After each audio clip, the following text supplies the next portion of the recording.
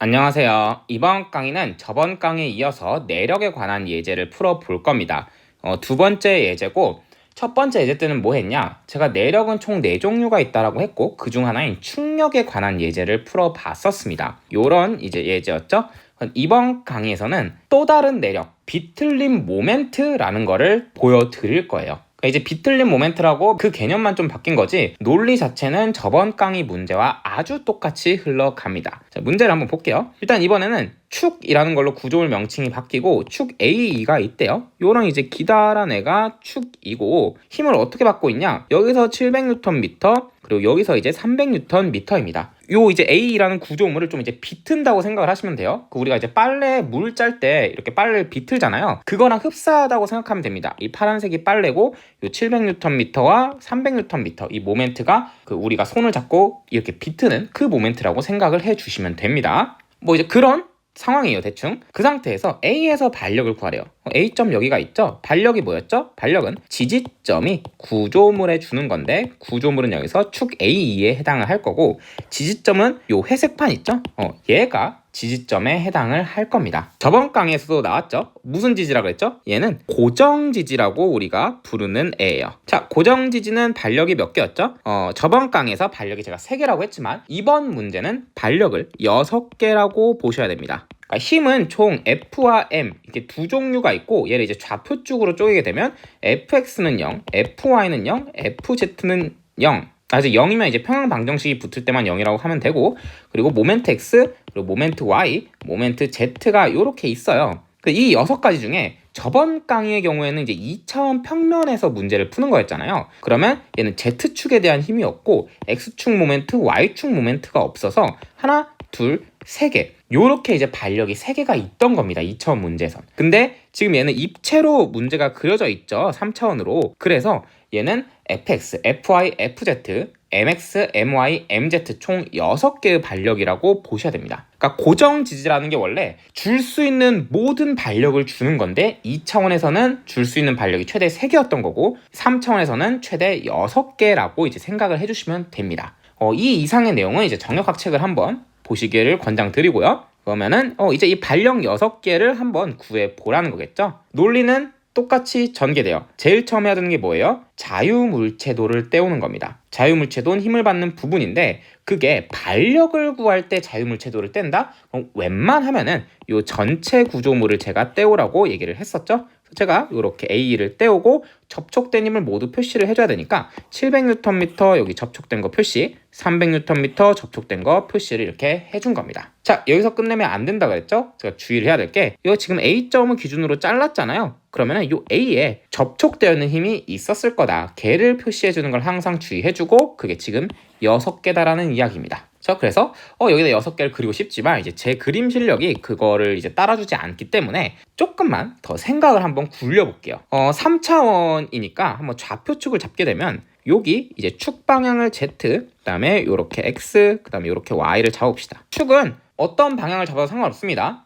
저는 그냥 그리다 보니까 여기가 이제 Z축이 돼서 요 기다란 방향을 그냥 Z축으로 놓은 것 뿐이에요. 축 이름은 뭐 알아서 바뀌셔도 상관이 없습니다. 자, 그럼 이 상황에서 요 A에 반력 6개가 있을 건데 이 6개를 어떻게 구하냐? 평형 방정식을 쓰면 돼요. 시그마 fx는 0, 그 다음에 시그마 fy는 0, fz는 0, 그 다음에 모멘트 x는 0, 모멘트 y는 0, 모멘트 z는 0이 있겠죠? 자, 요렇게 6개의 식을 써서 요 A에 있는 반력 6개를 구하게 될 겁니다. 근데 생각해보면은 사실 요 fx는 0은 쓸 필요가 없습니다. 왜 그럴까요? 요 fx는 0은 이 점 A에 요 x축 방향에 평행한 요런 ax라는 반력이 있겠죠? 얘가 요 식에 들어갈 거예요. 시그마 fx는 0을 할 때. 근데 요 ax라는 애를 식으로 놓고 나머지 하중도 이제 식에 넣어주면 되는데 잘 보시면은 x축 힘이 얘 말고는 존재하지 않습니다. 지금 그림에. 그러니까 C점에도 얘만 있고 E점에도 얘만 있죠. 그래서 x축 힘은 이 ax밖에 없는데 그럼 이거는 사실 우리가 안 써봐도 알 수 있잖아요.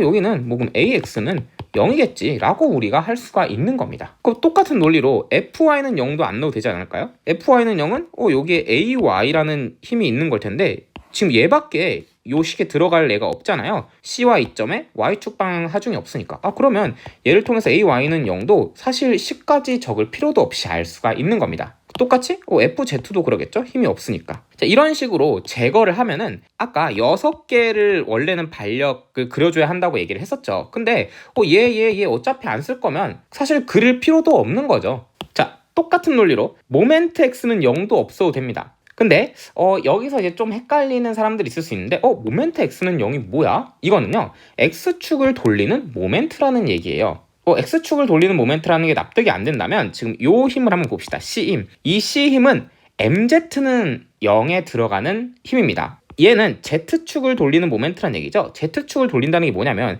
요 C점에 있는 이 700Nm, 제가 그 빨래를 비트는 거라고 좀 생각을 해달라 그랬죠. 그러면은 걔는 요 C는 어딜 중심으로 비트는 거냐? 요 방향, 요 축, 긴 방향 Z축을 돌리는 A입니다. 원래는. 지금 이게 이제 직관적으로 좀 납득이 되나요? 똑같이 300Nm도 요 Z축을 돌리는 거죠. 딱 봐도 요 X축 있죠? 이 X축을 돌리지는 못할 거 아니에요. 이 700Nm. 그리고 300Nm도 지금 X축을 못 돌리는 거는 이해가 되시죠? 그러니까 얘는 이제 굳이 따지면 요 XY 평면에 위치해 있는 모멘트이기 때문에 얘네들은 돌릴 수 없고 Z축만을 돌리는 MZ에 들어가는 식들입니다. 얘네 둘은. 그래서 똑같은 논리로 MX는 뭐냐? X축을 돌리는 모멘트예요. 뭐 이제 X축 요런 식으로 이제 모멘트가 있었던 거겠죠. 그러면 이 식에 들어갈 모멘트가 지금 요 그림에는 없는 걸 아시겠죠. X축을 돌리는 모멘트가 없어요. 얘네는 Z축을 돌리는 거니까요. A축에 뭐 이런 식으로 모멘트 X가 있었겠지만 얘도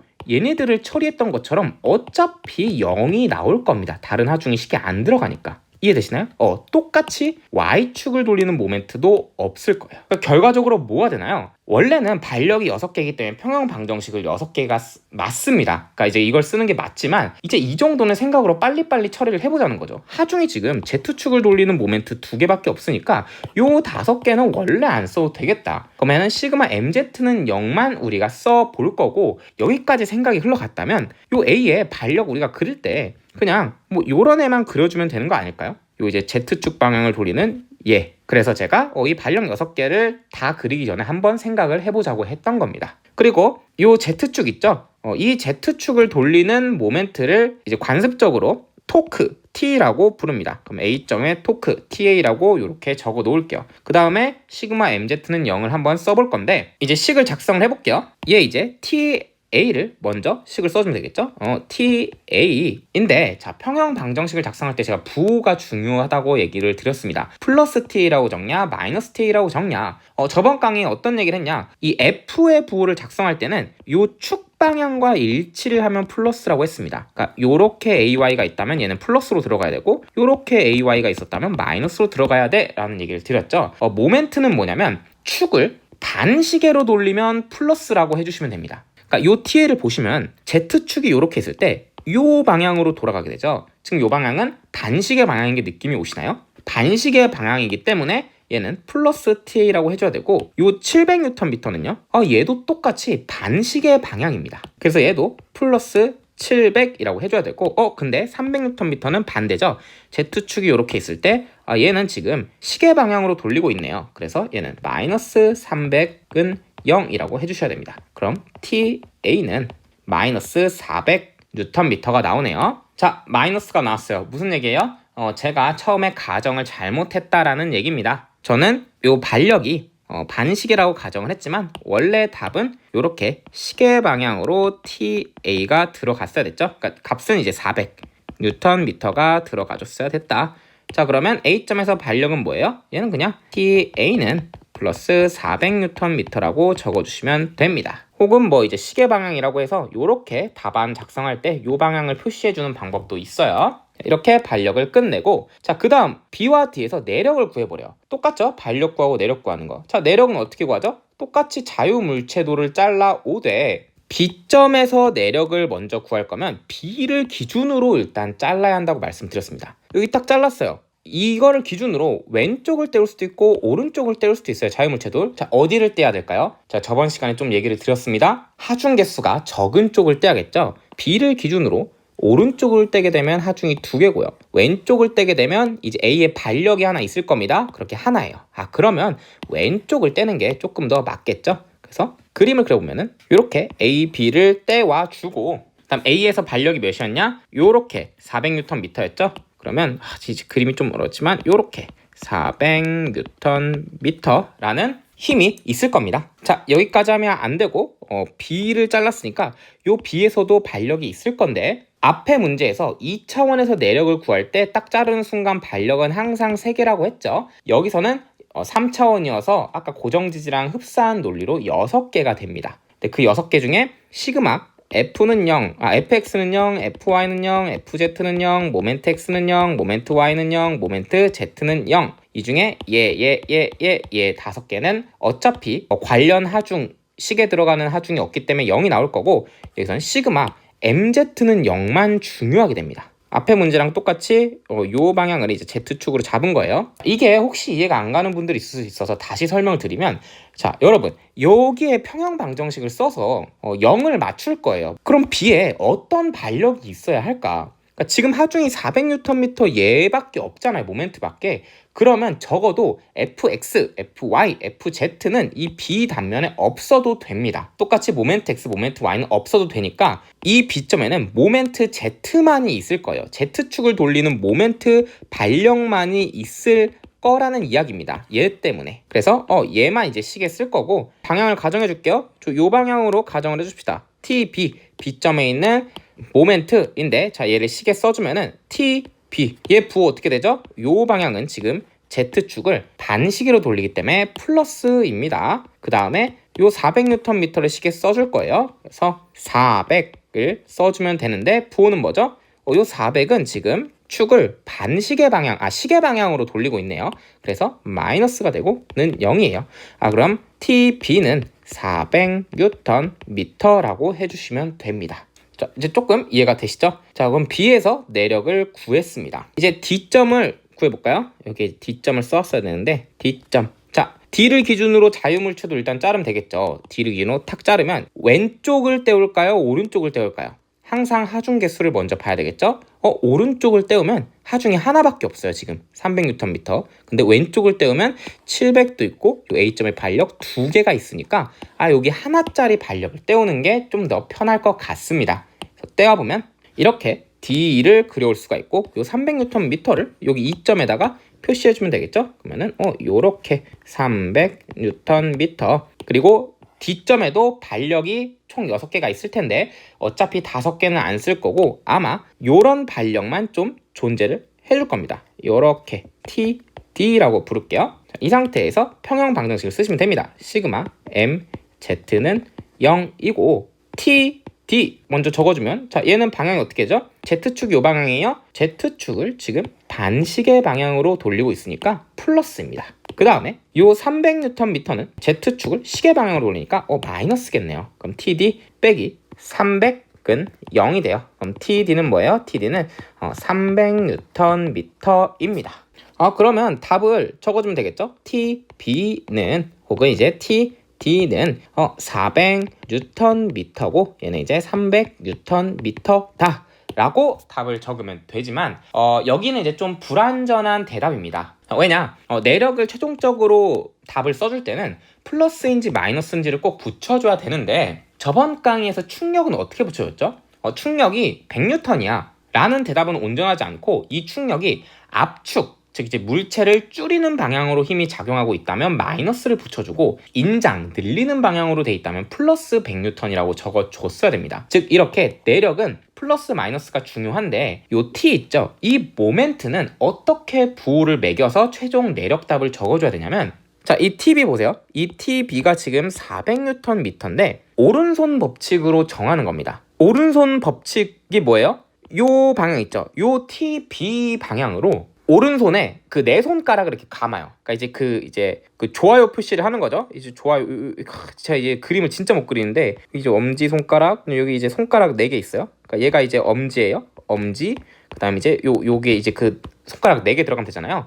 요 4개로 요 모멘트를 감아요. 감으면 엄지 손가락이 어느 방향으로 가죠? 요 방향으로 갈 겁니다. 그러니까 이 방향으로 손가락을 감으면 엄지손가락이 요 방향으로 가겠죠. 이걸 이제 오른손 법칙입니다. 참고로 오른손으로 하셔야 돼요. 그러니까 오른손 법칙이라고 불러요. 이거를 오른손으로 감고 엄지손가락 방향이 지금 이 B면 기준으로 바깥을 향하죠. 엄지손가락이. 그때 우리는 플러스 부호를 써주셔야 됩니다. 그래서 이 TB는 400N이 플러스입니다. 자, 그럼 이 TD는요, 얘는 300Nm인데 요 방향으로 손가락 감아보세요.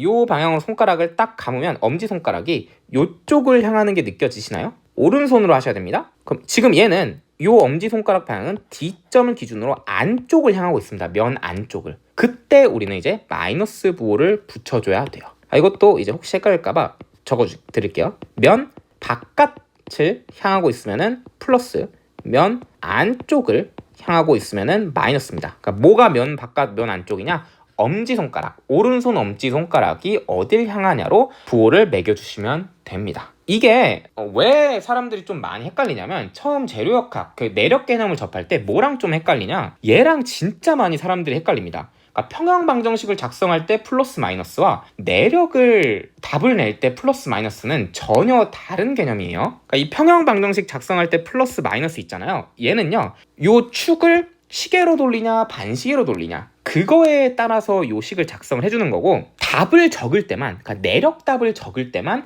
면 바깥은 플러스, 면 안쪽은 마이너스로 요렇게 받아 적어주는 겁니다. 그러니까 평형 방정식에서는 그러니까 요 수치를 얻어오는 게 진짜 중요해요. 일단 400인 거 얻고 일단 300인 걸 얻어서 적어요. 그 다음 면 바깥 면 안쪽을 다시 판단해서 플러스 마이너스를 여러분이 적어 주셔야 됩니다. 이해가 되시죠? 요렇게 이제 내력을 구하시면 됩니다. 자, 그 다음 마지막으로 A의 TMD를 그리래요. 예제 1번에서는 AFD, Axial Force Diagram을 그리라고 했었죠. 여기서는 그거랑 같은 개념이 TMD인데, 자, 얘는 뭐의 약자나? Torsional Moment Diagram의 약자입니다. Torsional, 이게 스펠링이 이게 맞는지 좀 헷갈리네요. 아무튼 TMD가 Torsional Moment Diagram인데, Torsional Moment가 뭐냐? 영어로는 한국말로는 얘가 이제 비틀림 모멘트예요. 그러니까 비틀림 모멘트라고 부르는 애인데, 얘가 바로 요 파란색으로 적은 TB, TD의 명칭입니다. 그러니까 충력처럼 또 다른 종류의 내력이에요. 그래서 우리는 지금 내력을 두 가지를 지금 알게 된 겁니다. 충력과 비틀림 모멘트, 토르셔널 모멘트 다이어그램, 이 선도를 그려라. 앞에 AFD와 똑같은 개념입니다.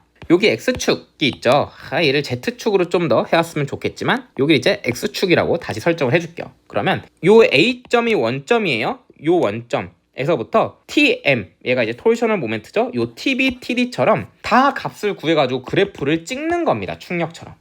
그러면 여기 아까 B점에서 토르셔널 모멘트가 400Nm였죠. 뭐 P점, 뭐 여기쯤 있겠죠. 여기쯤 B점이 플러스 400이었으니까 여기가 400Nm면은 여기야 아마 이제 점이 이렇게 쭉 찍혀 있겠죠. 그래프를 그릴 때. 똑같은 논리로 여기 D점에서 마이너스 300이었죠. D는 여기에 위치해 있으니까 그래프의 D를 대강 그려주고 마이너스 300을 대충 뭐 이제 찍어주시면 됩니다. 여기에 마이너스 300 뉴턴미터가 있을 거예요. 자, 이런 식으로 B와 D를 체크를 뭐 해줄 수도 있고, 요 전체 구간에 대해서 모멘트를 구해서 이거를 그려주면 되는 겁니다. 구하는 거는 이 문제 한정해서 굉장히 쉽습니다. 왜냐면 여러분 이 B점 모멘트 구할 때 요 자유물체도를 잘라서 우리가 생각을 했잖아요. 근데 사실 요 A와 C 사이에서 어디든 잘라도 B와 내력이 똑같이 나옵니다. 실제 자유물체도를 잘라보면은 요렇게 여기가 A, 그 다음 여기 B가 있고, 뭐 이 구간은 어딘지 모르겠지만 B에서 C 사이 어딘가라고 할게요. 그러니까 C에는 700Nm라는 새로운 힘이 작용하기 때문에 그 사이 어딘가에 잘라서 딱 가져왔고, A에는 달력이 이렇게 400Nm가 있을 거예요. 자, 그러면 여기에는 어떤 힘이 작용을 할 거냐? 얘를 막아줄 똑같이 400Nm라는 힘이 작용을 하겠죠. 그러니까 이 그림을 잘 보시면 앞에서 이 B점을 구할 때와 똑같습니다. A에서 C 어느 구간을 잘라와도 얘랑 똑같은 자유물체도가 그려지기 때문에 이 C점까지는요 똑같이 400Nm라는 비틀림 모멘트가 유지가 되는 겁니다. 여기 뭐 한 C가 이렇게 있겠죠. 근데 이 700Nm를 만나는 순간 바뀌겠죠. 근데 어떻게 바뀌냐? 이 C점을 지나가는 순간은 이 앞에서 D 자유물체도를 그린 것과 똑같이 될 거예요. 얘도 왜 그래요? 그냥 자유물체도를 E에서부터 이렇게 그려보면은 그 다음 뭐 요쯤에 D가 있다고 할까요? 그리고 요면은 C에서 D인데 E에 있는 300Nm를 여기다가 그려요. 그리고 여기에 있는 어떤 내력으로 얘와 이제 평형을 맞춰줘야 되잖아요. 그러면 당연히 이렇게 그냥 300이 있으면 되겠죠. 자, 이 그림 뭐랑 똑같냐? 앞에 자유물체도 300이랑 똑같죠. 그래서 요 C와 E 사이는 이 D점에서 구한 마이너스 300과 모멘트 크기가 똑같을 겁니다. 그래서 요렇게 그려주시면 됩니다. 마지막 부분이 E겠죠. 그래서 지금 요 빨간색 얘가 바로 TMD, 토르셔널 모멘트 다이어그램입니다. 저번 강의랑 이제 논리가 완전히 똑같죠. 발력과 내력 어떻게 구해? 자유물체도를 떼와 발력을 구할 땐 전체를 떼우고, 그리고 내력을 구할 때는 이제 일부만 떼와서 그리면 되고, 부호 설정도 이제 충력이 인장압축에 따라서 바뀌었던 것처럼 얘는 면 바깥을 향하냐 면 안쪽을 향하냐에 따라 부호를 매겨서 적어줘야 돼. 그 다음에 AFD, Axial Force 다이어그램을 그렸던 것처럼 Torsional Moment 다이어그램 TMD를 여러분이 그릴 줄 아시면 됩니다. 지금 이제 TMD는 굉장히 쉬운 편에 속해요. 상수함수, 상수함수 이렇게 두 개만 그리면 되잖아요. 이건 제가 이제 예제로 보여드리려고 쉽게 가져온 거고, 원래는 조금 어려울 수도 있습니다. 여기까지 이제 복습을 좀 잘 해주시고, 저번 강의 했던 AFD와 한번 비교해서 문제를 풀어보세요. 그러면은 공통점이 조금 보일 건데, 그 공통점을 잘 정리를 해보시면서 공부하시길 바랍니다. 이제 저는 다음 강의에서 이제 내력 2개 남았죠? 내력 나머지 2개에 대한 문제를 가지고 찾아뵙도록 하겠습니다. 감사합니다.